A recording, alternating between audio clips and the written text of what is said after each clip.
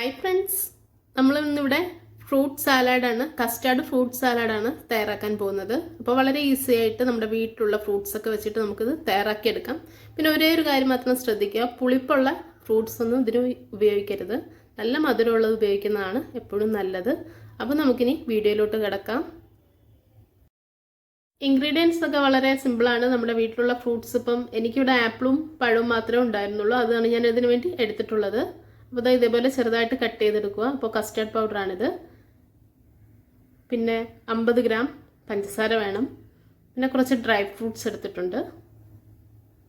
നമുക്ക് 1/2 ലിറ്റർ പാലിനുള്ളതാണ് നമ്മൾ ചെയ്യാൻ പോകുന്നത്. അപ്പോൾ നമുക്ക് ഈ പാല് ഒന്ന് സ്റ്റൗവിൽ വെച്ചിട്ട് നന്നായിട്ടൊന്ന് തിളപ്പിച്ചെടുക്കണം. തിളപ്പിച്ചെടുത്തിട്ട് അത് നന്നായിട്ട് കുറുകി വരണം. ഇപ്പോൾ 1/2 ലിറ്റർ പാലിനെ നമുക്ക് അതിൻ്റെ പകുതിയാക്കി എടുക്കണം.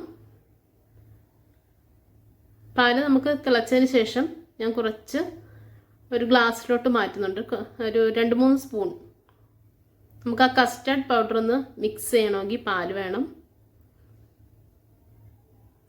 പാലിൽ കസ്റ്റർഡ് പൗഡർ മിക്സ് ചെയ്തതിന് ശേഷം ചേർക്കണം, അല്ലെങ്കിൽ ഇത് കട്ടയായിട്ട് കിടക്കും കസ്റ്റർഡ് പൗഡർ. അതുകൊണ്ട് ഈ പാല് ഇതേപോലെ കുറച്ച് മാറ്റി വെച്ചിട്ട് ആ പാല് നന്നായിട്ട് ആറിയതിന് ശേഷം നമുക്ക് പൗഡർ ഇട്ട് മിക്സ് ചെയ്ത് വെക്കാം.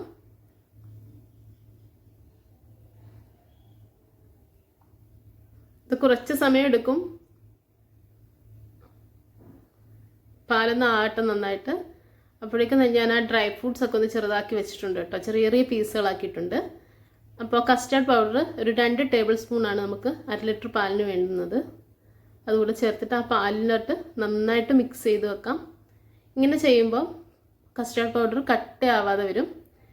കട്ടയായിട്ടിരുന്ന് കഴിഞ്ഞാൽ നമുക്കത് കഴിക്കുന്ന സമയത്തും നമുക്കൊരു വായിലിങ്ങനെ ഒരു അസ്വസ്ഥതയായിരിക്കും. അതുകൊണ്ടാണ് ഈ നേരത്തെ തന്നെ പാലിലിങ്ങനെ കലക്കിയെടുക്കുന്നത്. അപ്പോൾ നമ്മുടെ പാല് നന്നായിട്ട് കുറുകി വന്നിട്ടുണ്ട്. നമുക്കിനി ആ കസ്റ്റർഡ് പൗഡറിൻ്റെ മിക്സ് കൂടി ആഡ് ചെയ്യാം. നന്നായിട്ട് ഇളക്കി കൊടുക്കുക.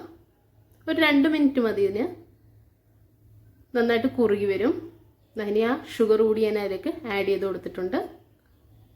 രണ്ടും കൂടെ ചേർത്തിട്ടൊരു മിക്സ് ചെയ്ത് ഒരു 2 മിനിറ്റ്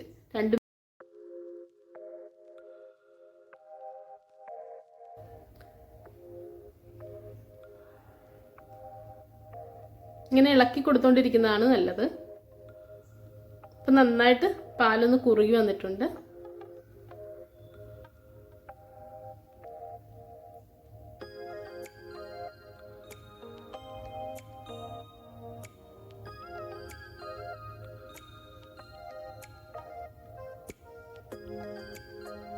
ഇനി നമുക്ക് സ്റ്റവ് സ്വിച്ച് ഓഫ് ചെയ്യാം. പാല് തിളച്ച് വന്നിട്ടുണ്ടായിരുന്നു.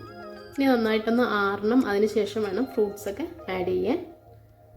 അപ്പോൾ അത് ഞാനൊരു വേറൊരു ബൗളിലോട്ട് ആഡ് ചെയ്തിട്ടുണ്ട്. പാല് നന്നായിട്ട് തണുത്തിട്ടുണ്ട് കേട്ടോ. ഇനി നമുക്ക് ആ ഫ്രൂട്ട്സും ആ ഡ്രൈ ഫ്രൂട്ട്സും എല്ലാം അതിലേക്ക് ആഡ് ചെയ്ത് കൊടുക്കാം. നന്നായിട്ടത് കുറുകി വന്നിട്ടുണ്ട്. ഇനി നമുക്ക് ആ ഡ്രൈ ഫ്രൂട്ട്സ് എല്ലാ ഡ്രൈ ഫ്രൂട്ട്സും ചെറുതായിട്ട് കട്ട് ചെയ്തിട്ടുണ്ട്. അതുകൂടി അതിലേക്ക് ആഡ് ചെയ്ത് കൊടുക്കാം.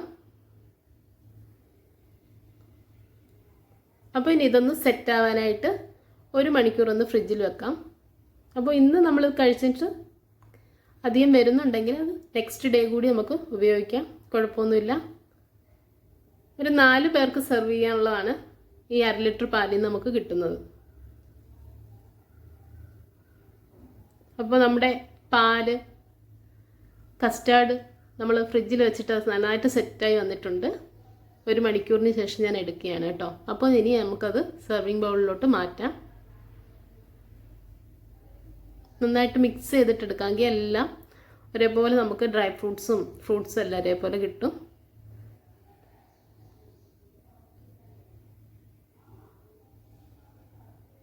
നമുക്കിപ്പോൾ വീട്ടിലൊരു ഫ്രൈഡ് റൈസോ അങ്ങനെയൊക്കെ ഉണ്ടാക്കുന്ന ടൈമിൽ ബിരിയാണി അതിൻ്റെയൊക്കെ കൂടെ നമുക്ക് ഒരു ഡെസേർട്ട് ആവശ്യമുണ്ടെങ്കിൽ നമുക്കിത് ഈസി ആയിട്ട് ചെയ്യാവുന്നതേ ഉള്ളൂ. അപ്പോൾ എല്ലാവരും വീടുകളിൽ ട്രൈ ചെയ്ത് നോക്കുക. വീട്ടിൽ കുട്ടികളൊക്കെ ഉണ്ടെങ്കിൽ അവർക്ക് വളരെ ഇഷ്ടം. എല്ലാവരും നിങ്ങളുടെ വിലയേറിയ കമൻസ് ഒക്കെ അറിയിക്കുക. ലൈക്ക് ചെയ്യാനും ഷെയർ ചെയ്യാനും ഒന്നും മറക്കരുത്. അതുപോലെ ഫസ്റ്റ് ടൈമാണ് ഈ ചാനൽ കാണുന്നതെങ്കിലും ഒന്ന് സബ്സ്ക്രൈബ് ചെയ്യാൻ മറക്കരുത്. അതുപോലെ തന്നെ ഇതിനു മുമ്പ് ഈ ചാനൽ കണ്ടിട്ടുള്ളവരും സബ്സ്ക്രൈബ് ചെയ്യാൻ മറന്നിട്ടുണ്ടെങ്കിൽ ഇത് കാണുന്ന ഈ സമയത്ത് ഒന്ന് സബ്സ്ക്രൈബ് ചെയ്യണം. അപ്പോൾ എല്ലാവർക്കും എൻ്റെ താങ്ക്സ്. ബൈ.